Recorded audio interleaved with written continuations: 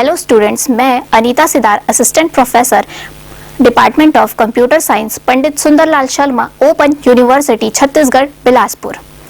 आज की क्लास में हम देखेंगे कि C++ एनवायरनमेंट क्या होता है, इसमें कौन कौन से फेजेस होते हैं, इसका यूज कैसे कर सकते हैं अपने प्रोग्राम में। तो चलिए शुरू करते हैं। C++ सिस्टम्स क्या है और इसमें कौन कौन से फेजेस है, इसके बारे में हम लोग जानना शुरू करते हैं।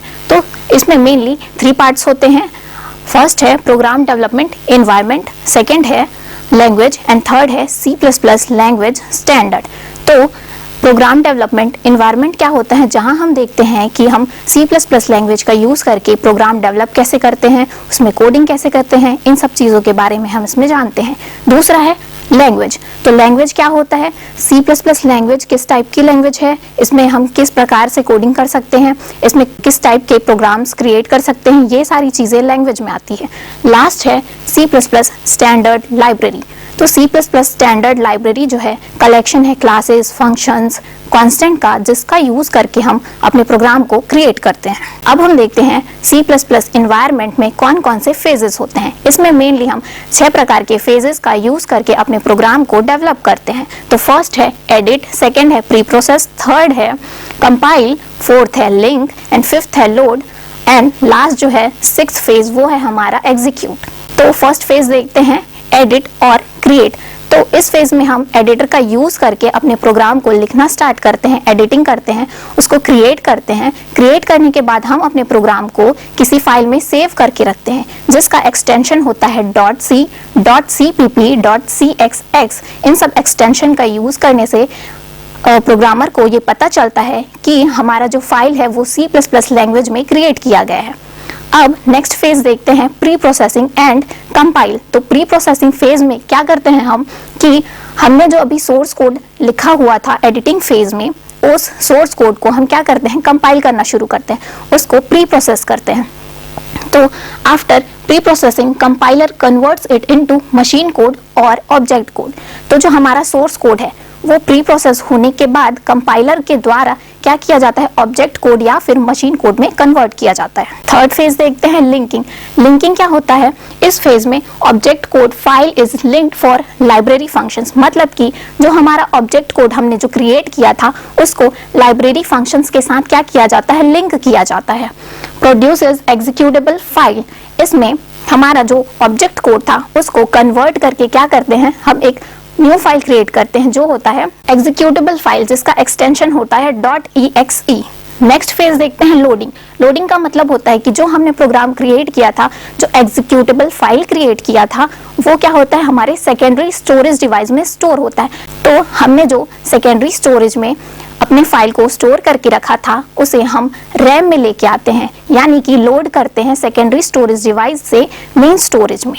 एंड लास्ट फेज है एग्जीक्यूशन। एग्जीक्यूशन फेज में हम क्या करते हैं कि हमने जो फाइल क्रिएट की थी अभी प्रोग्राम फाइल, उसको हम क्या करते हैं, प्रोसेसर के थ्रू एग्जीक्यूट करवाना शुरू करते हैं। उसमें हम देखते हैं कि हमारा प्रोग्राम कैसे रन कर रहा है, उसमें हमारा आउटपुट क्या है, क्या रिजल्ट आएगा, ये सारी चीजें एग्जीक्यूशन फेज में होती हैं। अभी हमने जितने भी फेजेस का यूज करके अपने प्रोग्राम को क्रिएट किया था, उनमें जो भी टूल्स का यूज हो रहे हैं उन सभी टूल्स को हम इस डायग्राम के थ्रू देख सकते हैं। फर्स्ट फेज में हमने क्या किया था, हमने प्रोग्राम क्रिएट किया था, तो उसके लिए हमारा जो टूल है वो है एडिटर। सेकेंड फेज में हमने क्या किया था, अपने प्रोग्राम को प्री प्रोसेस किया था, उसके लिए जो टूल यूज होता है वो प्री प्रोसेसर होता है। एंड थर्ड फेज जो है वो है कंपाइलिंग। कंपाइलिंग फेज में हमने क्या किया, कंपाइलर का यूज करके अपने प्रोग्राम में कंपाइल किया, उसमें कोई एरर है वो सब चेक किया।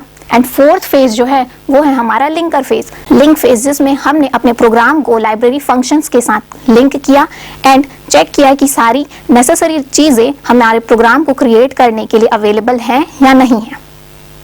एंड उसके नेक्स्ट फेज में यानी कि लोडिंग फेज में हमने कौन सा टूल यूज किया, लोडर का यूज किया। एंड लास्ट फेज जो होता है एग्जीक्यूशन फेज। तो एग्जीक्यूशन फेज में हम प्रोसेसर का यूज करके अपने प्रोग्राम को प्रोसेस करते हैं, उसे रन कराते हैं और एग्जीक्यूट करने के पश्चात हमें एक रिजल्ट प्राप्त होता है। अब हम देखते हैं हमारे C++ लैंग्वेज में बहुत सारे कंपाइलर्स होते हैं। जिसका यूज करके हम अपने प्रोग्राम को डेवलप कर सकते हैं। उसके कुछ एग्जांपल्स यहाँ पर दिए हुए हैं, जैसे turbo C++, visual C++, बॉल्डन C++, GNU C++ और है ग्रीन हिल C++। ये सारे कंपाइलर्स का यूज करके हम अपने प्रोग्राम को क्रिएट कर सकते हैं। नेक्स्ट हम देखते हैं C++ standard libraries. The language support library provides components that are required by certain parts of the C++ language। मतलब कि C++ लैंग्वेज में हम जब कोई प्रोग्राम क्रिएट कर रहे हैं तो वहाँ पे हमारी आवश्यकता अनुसार जो भी लाइब्रेरी फंक्शंस है वो सारी हमें स्टैंडर्ड लाइब्रेरी से मिलती हैं।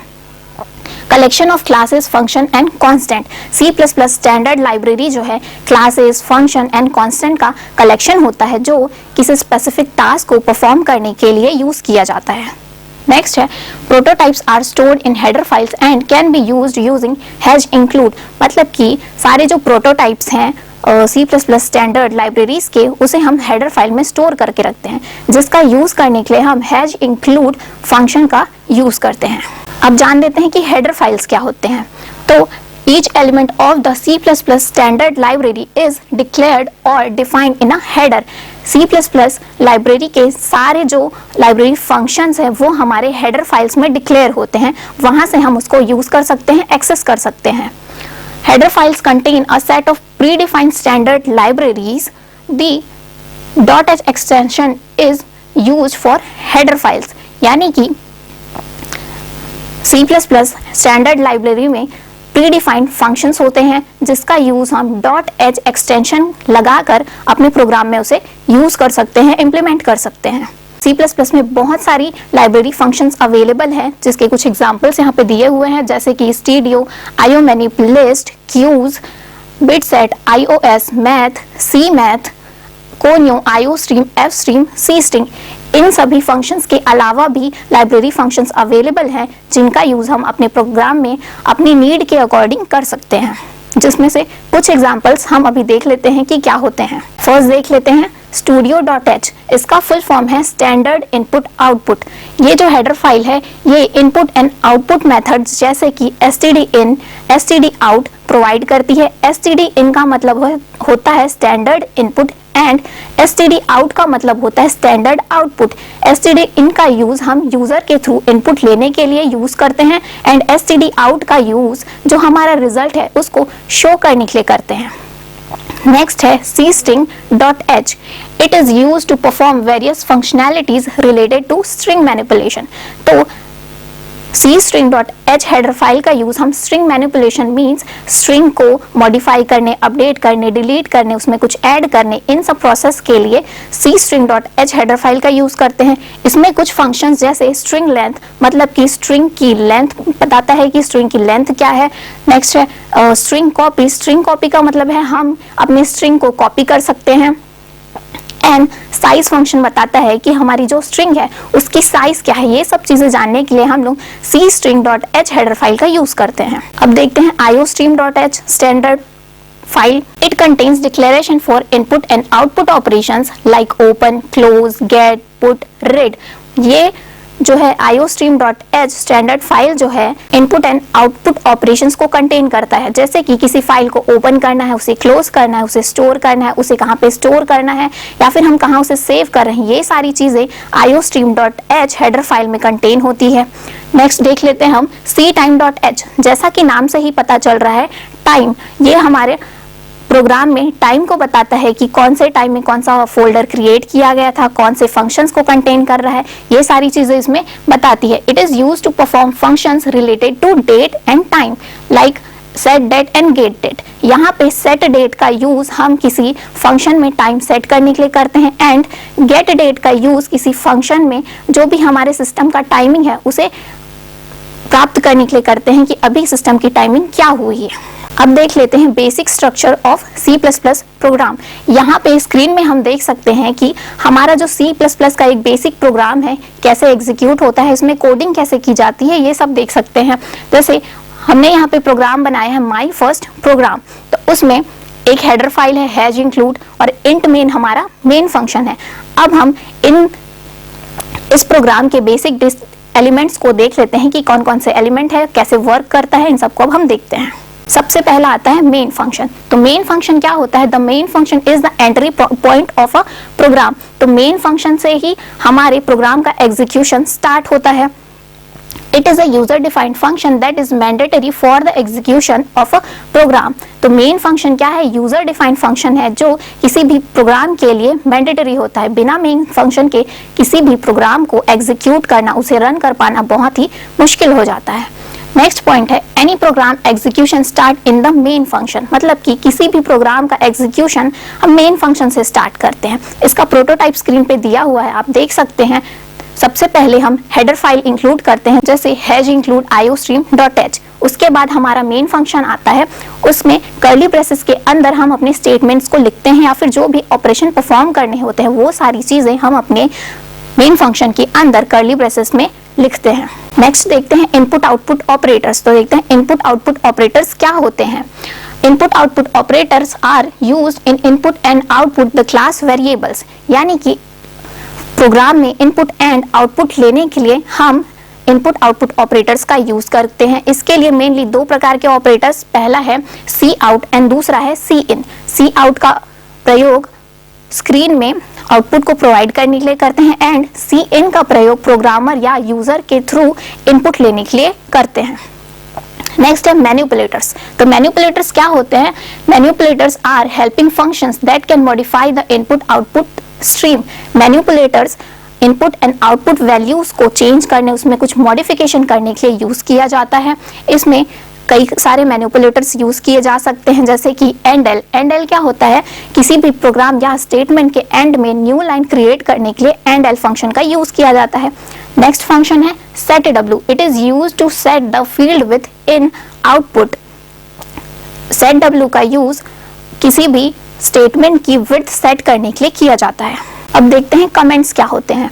तो comments gives an overall description of the code. Comment बताता है कि हमारे कोड में हमने क्या लिखा है, उसका यूज क्या हो रहा है, वहां पे कौन कौन सी फेजेस हैं, कौन सा हम लोग ऑपरेशन परफॉर्म कर रहे हैं, ये सारी चीजों का डिस्क्रिप्शन देने के लिए हम लोग कमेंट का यूज करते हैं। It is a statement placed by the programmer which will be ignored by the compiler. ये वो स्टेटमेंट होता है जिसको कंपाइलर एग्जीक्यूट नहीं करता है, उसे बस रीड करता है एंड उसे प्रिंट करने का काम कर देता है। अब हम देखते हैं कमेंट क्या होता है। Comment gives an overall description of the code. Comment बताता है कि हम किस प्रकार का कोड लिख रहे हैं, इस कोड में हम कौन कौन से ऑपरेशन करने वाले हैं, इन सारी चीजों का डिटेल हम कमेंट्स में देखते हैं। It is a statement placed by the programmer which is ignored by the compiler. ये वो स्टेटमेंट होते हैं जिसका यूज प्रोग्रामर अपने यूज के अनुसार करता है एंड उसे कंपाइलर जो है इग्नोर कर देता है, उसे रीड नहीं करता है। कमेंट्स मेनली टू टाइप्स के होते हैं, single line comment and multi line comment. Single line comment क्या होता है? हम एक ही लाइन में कोई कमेंट देते हैं जिसके लिए हम डबल स्लैश का यूज करते हैं। दूसरा है multi line comment. Multi line comment क्या होता है?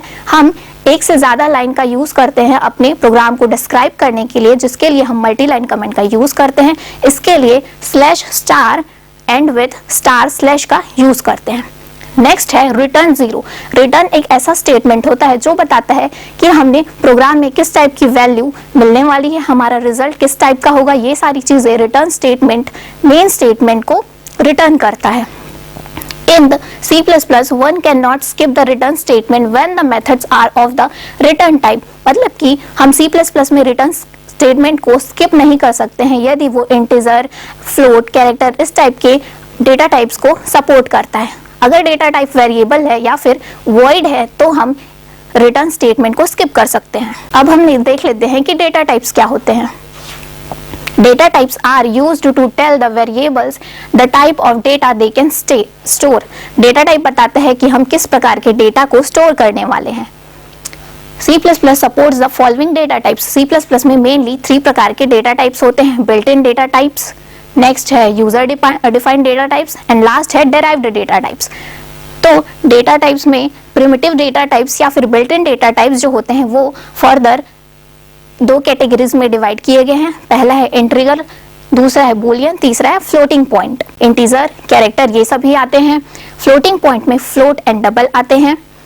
यूजर डिफाइंड डेटा टाइप में एन्यूमरेशन, स्ट्रक्चर, यूनियन, क्लासेस जैसे डेटा टाइप्स आते हैं। एंड लास्ट है डेराइव्ड डेटा टाइप, इसमें एरे, पॉइंटर एंड रेफरेंस जैसे डेटा टाइप आते हैं। अब देख लेते हैं C++ वेरिएबल्स और उसके स्कोप।